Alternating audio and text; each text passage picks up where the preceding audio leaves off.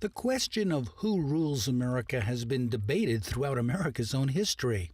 It was originally raised and answered to some degree by the American Revolution in the 1770s that fought for independence from the British Crown so that Americans, at least some Americans, could rule themselves, or at least they hoped they could. We're at Columbia University with Dr. Eric Foner, a historian and writer and teacher here at the university for a long period of time. I think what is unusual today is two things. One, the degree of inequality. Never before has the very, very top, the 1%, had so much of the national income and wealth in its own hands. And, so that the gap is greater than ever before. And secondly, Occupy Wall Street is not primarily a movement of farmers, of laborers. It doesn't have the same base. People need to learn history. That's part of our job, to know that this issue has been around for a long time. There was nothing un-American about raising the question of economic plutocracy, economic inequality. It's as American as apple pie. And, I think that the Occupy Wall Street people are, legitimate heirs of a long and venerable tradition in this country. Today, the activists of Occupy Wall Street are continuing the fight for independence and economic justice from domination by a small elite in the name of the majority, the 99% of America. I do think what's been brilliant about the Occupy Wall Street movement is the framing of the 1% versus the 99%. And I think what we basically have is an undemocratic power structure that goes across political, economic, social, and cultural lines. What kind of impact has Occupy Wall Street had in raising basic questions about the nature of power in America? We asked sociologist Stanley Aronowitz. It has impact on perception. It has changed the conversation. The question is whether or not it will be able to change policy. And the argument that I would make is that it should not worry about changing policy in the short run. The only way to change policy in the long run is going to be to create even a bigger movement. And in order to create that bigger movement, what it has to do is it has to ask the question, what kind of a life do we want to lead? What is the good life? What is a vision of the way in which we want to live? David DeGraw coined the 99% 1% phrase and was an early Occupy organizer. He explained why Who Rules America remains an urgent issue. So you have big banks and concentrated wealth that's just rigged the political process. Investigating it, we have a country where U.S. millionaire households have $46 trillion of wealth. It's just a mind-boggling number. So, over the past generation, all the wealth has gone to the top. Really it's 1/10 of 1%, more than 1%. But, breaking it down even further, you have 400 people who have as much wealth as 155 million Americans. So that's 400 people who have as much wealth as half the population. The seeds of a battle that many of the occupiers see as a new American Revolution is not really new, but deeply rooted in the unresolved history of conflict in the United States between those who own and control its resources and those who want economic equality. So the question is, who rules America? And that's a funny question because then you talk about power. The first thing you have to understand is America is a business venture. Like stolen land, stolen property, capitalism, and it's just about making money. Many revolutions start at the top. In other words, the people who began the struggle against Great Britain were merchants in Boston and New York, plantation owners in Virginia. Most of the founders in Virginia are slave owners. But what happens is, as the struggle intensifies, they have to generate support among ordinary people. And when you do that, you break open the political system and you open the door for very, very different kinds of demands. Slaves start demanding their own freedom. Women, Native Americans, start demanding greater equality. So what happens at the beginning when a more privileged class begins the resistance, that doesn't necessarily tell you how the whole process is going to take place. This conflict between the 1%, actually the 0.001%, and the 99% had its echoes here in the home of America's anti-colonial uprising, in the back streets of Boston, where a freedom trail today commemorates a massacre by the British and a fight for liberty. And that's where we'll take you next.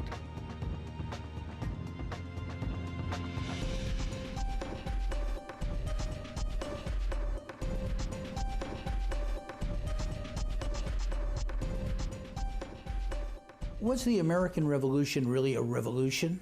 The British thought it was a revolution, no question about that. It was not a social upheaval in the way, let us say, the French Revolution was, but it certainly overthrew an entire system of government. It replaced the ruling class with another one, so that seems to be what a revolution is about. And it raised these questions of equality in the society, not just equality in terms of 1% and 99%, but the role of slavery in American life, the status of women in American life. It unleashed a kind of struggle for equality among all sorts of groups, which continued long after the revolution was over. Listen, my children, and you shall hear of the Midnight Ride of Paul Revere. That's one of the most famous poems of the American Revolution. And here we are in front of the statue of Paul Revere, the man who alerted all of Massachusetts to the British troops coming into their communities. We're on the Freedom Trail in Boston, where the American Revolution is remembered. Well, what kind of a revolution was it? What actually happened here in Boston back in the 1700s? What have we learned since then?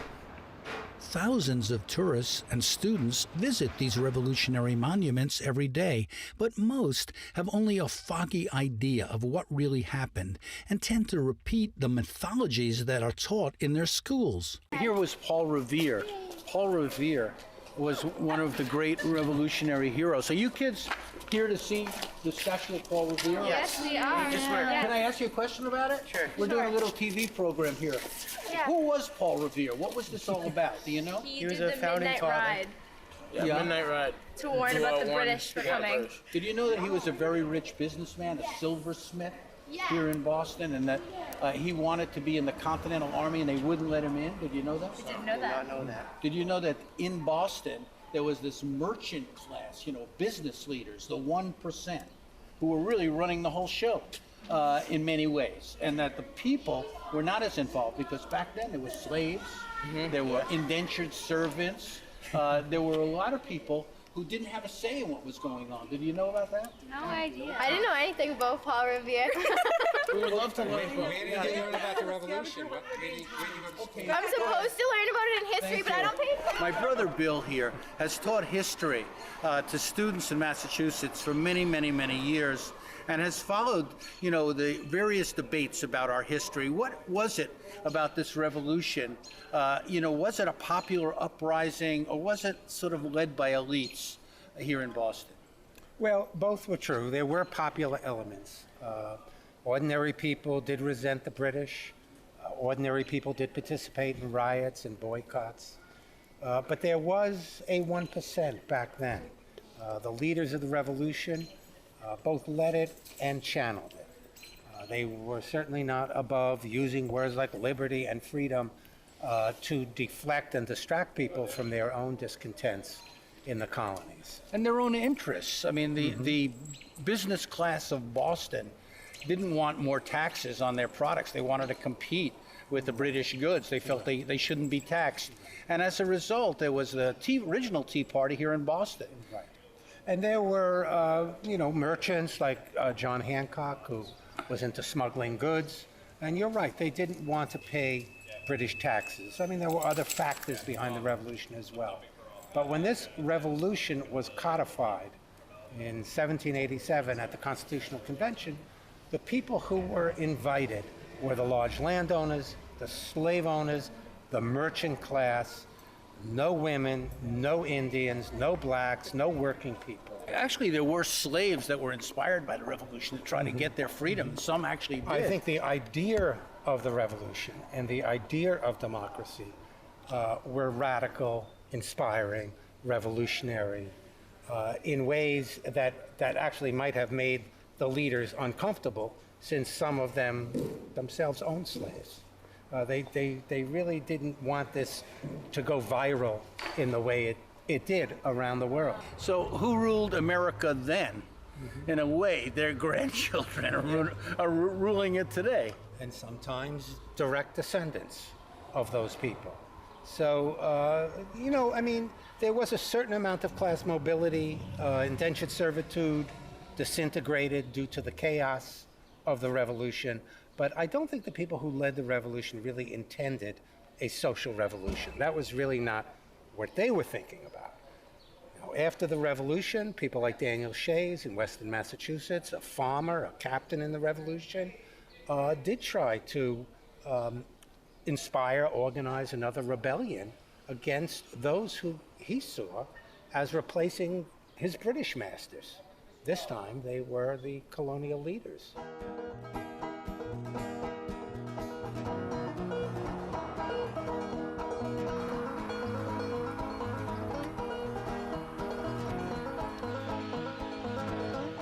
So here we are, 225 years after the Shays Rebellion rocked Western Massachusetts in a challenge to the 1% of those times. We have a memorial for Daniel Shays and the men who fought with him. And what's interesting is we have American flags being put, in a sense, almost at his tombstone here, marking support for the values and the aspirations that he fought for.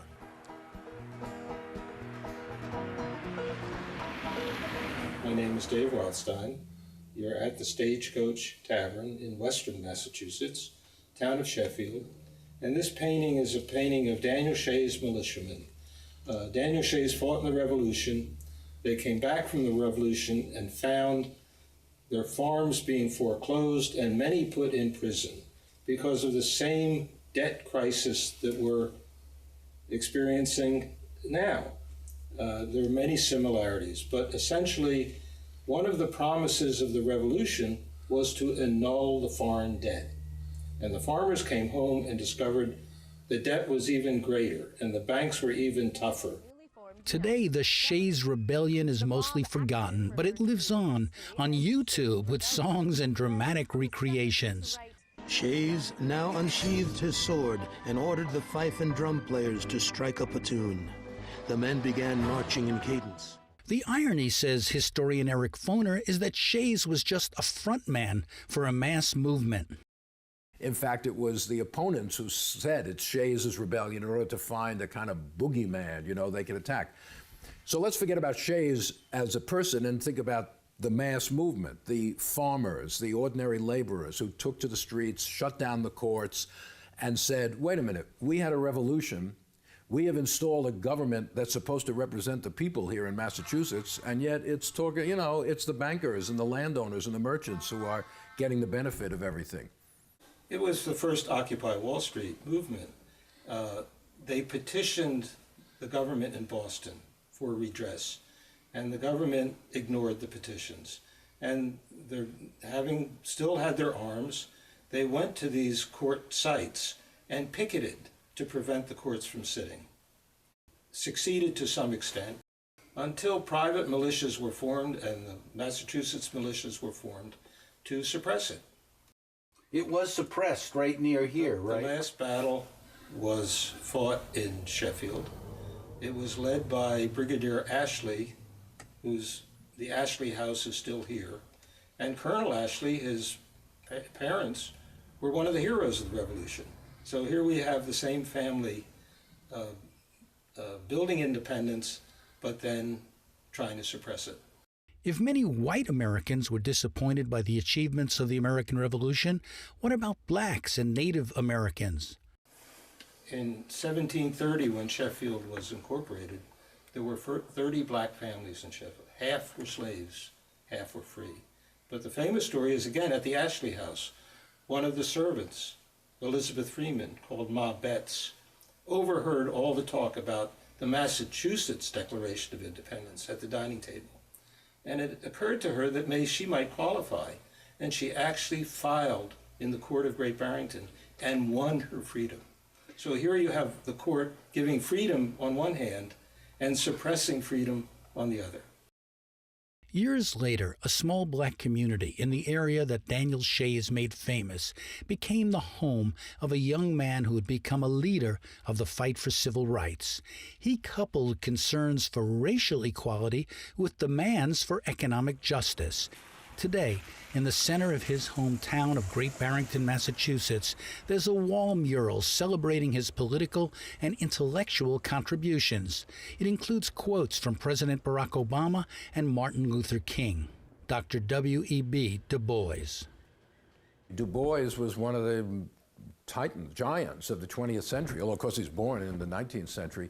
Du Bois put forward the issues which are still with us, the race issue in America. You know, he said in 1903, the problem of the 20th century is the problem of the color line. It's still a problem in this country and around the world. Du Bois talked about economic equality and how to gain that, and he grappled with these questions. He's a brilliant writer, a brilliant thinker, and much of what he said is still relevant, I think, to thinking about American society. What about Native Americans? They were the ones to be eliminated because it was their land that was wanted, not even their labor. Roxanne Dunbar Ortiz is part of America's indigenous movements and says the people we call Indians were being exterminated. We asked her about the American Revolution. It wasn't a revolution, it was a war of independence from the colonial overpower, but it wasn't an anti-colonial revolution like the Bolivarian revolutions in South America or the Haitian Revolution. So there are many different, even competing narratives about the origins of the United States. The United States, of course, was founded as a settler state, as a colonial state, became an imperialist power. And the democracy has always been an oligarchic democracy, a capitalist democracy with a rhetoric of populism, which is so strongly based on race. That is, if you're not black, if you're not a slave, you're not indigenous. If you're white and a settler, then everyone could be a king, everyone can own land and be a landlord. So all these peasants who came as settlers, the dream is to be, be the king of the hill. And so it's a very insidious kind of democracy because it's an illusion. Illusion or not, this is a subject that needs to be examined if we are to understand who rules America, the origins of the 1%, and then teach about it. So this is all part of the history that most Americans probably don't know. Did you find when you were teaching students here that many of them just didn't know much about their own history? I think there are many students that I taught in one of the towns that fought at Concord who were never even in the spot we're standing in now. And I think that that's true, that many kids were not familiar with that history, beyond local battlefields and so on. The other thing about the Revolutionary War, which is relevant to today because we live in a globalized world, is that this revolution started locally here in Boston, but soon the British were involved, the Dutch, the French. It became a war of many different countries, all fighting on American soil. Well, very true. And the French intervention was very critical to our success. It wasn't all through the force and valor of our arms. There were other people involved. But I think the idea itself has played a revolutionary role in history.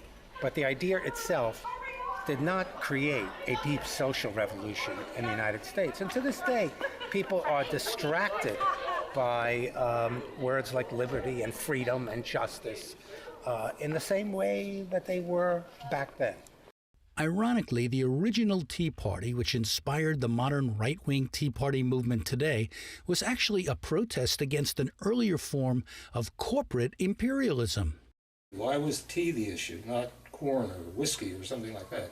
It was because the East India Company had gone bankrupt in China, and the Crown, the British Crown, bailed them out so they wouldn't, lose their assets. But then the Crown looked around and said, well, what does the company have that we can sell? Well, it turned out what they had was tea. So they decided to market the tea.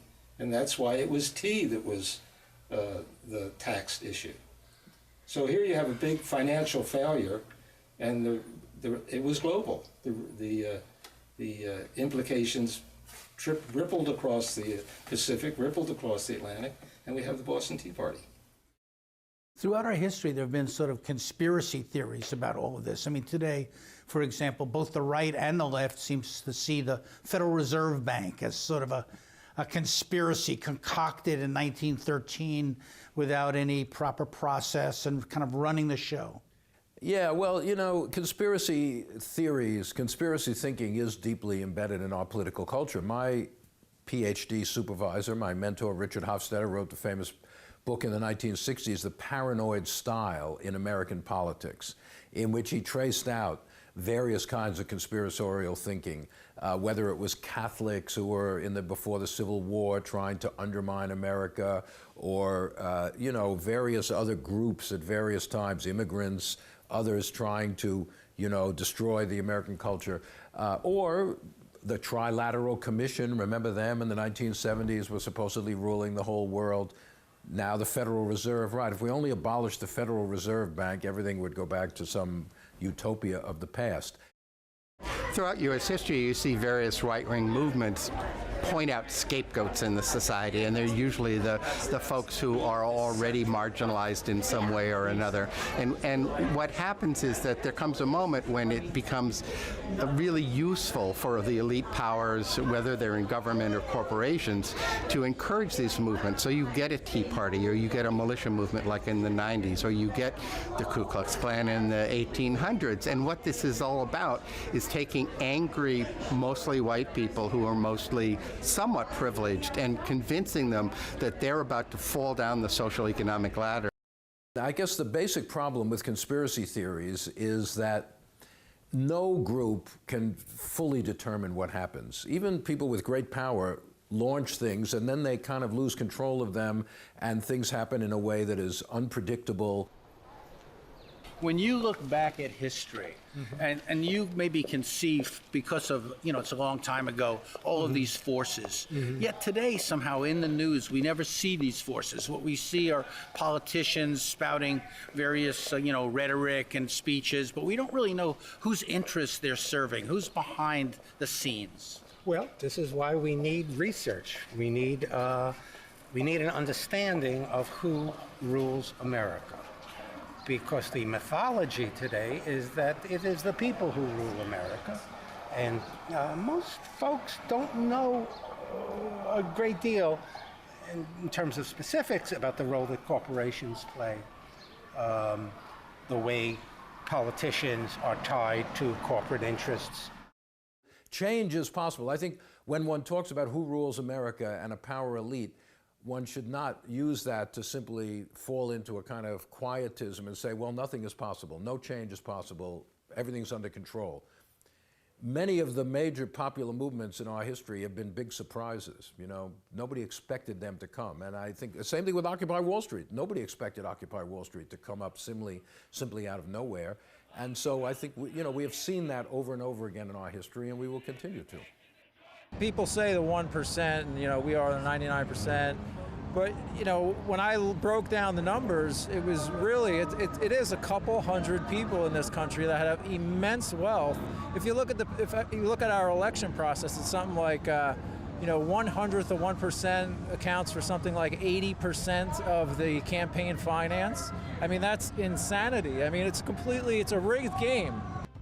And now the ball of history has been passed to a new generation, fighting to transform a large and complex country with many power centers. But just as in the past, it is determined minorities who make the difference. An elite made the American Revolution, and as we will see, a power elite still rules.